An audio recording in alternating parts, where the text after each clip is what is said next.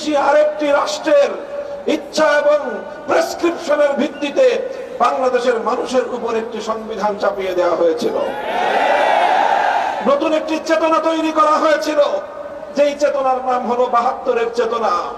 ৭২-এর চেতনার মাধ্যমে বাংলাদেশের ৭১-এর মুক্তিযুদ্ধের চেতনাকে ছিনতাই করা হয়েছিল। আজ আবার ২০২৪ সালের দ্বিতীয় স্বাধীনতার পর আমাদেরকে মনে রাখতে হবে, পতিত স্বৈরাচারী শক্তি এখনো কিন্তু তারা বসে নেই, ষড়যন্ত্র করছে বাংলাদেশের ছাত্র জনতার এই অভূতপূর্ব বিজয়কে আবার ছিনতাই করার জন্য।